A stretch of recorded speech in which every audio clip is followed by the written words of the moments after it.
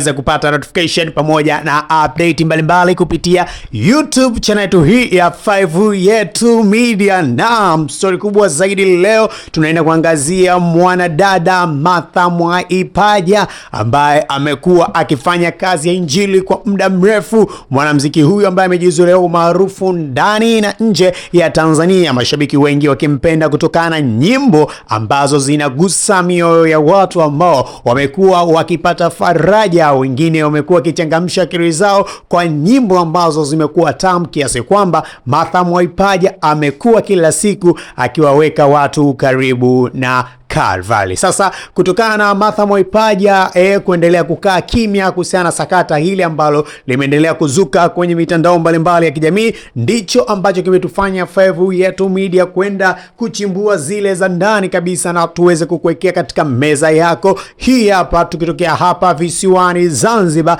na moja kwa moja tukianza kuchambua kurasa mbalimbali za mitandao mbalimbali ya kijamii ambazo zote zinaeleza sakata hili kubwa ambalo limeweza kufichua sintofahamu kubwa. Mwanadada huyu Martha Mwaipaja ambaye yeye ana ndugu yake ambaye siku moja au wiki moja alisikika akiwa katika madhabahu ya graduation ambayo ilihusisha kumaliza elimu yake ile ya chuo kikuu. Kwa hatua fulani alisikika akiweza kuelezea mazito kuhusiana na Martha Mwaipaja. Moja ya mambo ambayo alielezea ni kwamba Martha Mwaipaja ana pesa, ana hela, amekuwa akisaidia watu baki, anashindwa kumsaidia mama yake mzazi.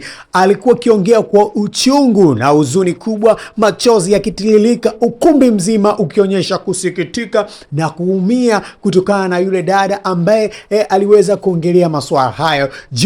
Martha Mwaipaja aliendelea kutoa yake ya moyoni na yeye kuweza kumshambulia mwanadada yule katika mitandao mbalimbali ya kijamii. Wasanii mbalimbali chukua sura mpya nyingine mara baada ya taarifa hizi kuweza kutoka. Chief Godlove ameshusha nondo kali kwa mwanadada yule ambaye aliweza kumshambulia Martha Mwaipaja na kusema kwamba mtegemea cha ndugu hufa masikini. Hii ndio ilikuwa kauli yake, kwamba wapo watu ambao wanadhani kwamba ukitoka katika maisha magumu ukiwa mtu fulani una pesa, wewe utakuwa ni wa kunungunikiwa, jambo ambalo sio sahihi. Kila mtu atafute kwa jasho. Anarudia tena kauli yake ya mtegemea cha ndugu hufa maskini. Nini maoni yako kutokana na sakata hili ambalo linaendelea kumchafua mtumishi huyu ambaye akifanya kazi za injili hapa Tanzania? Usisahau kusubscribe, kulike pamoja na kucomment kwenye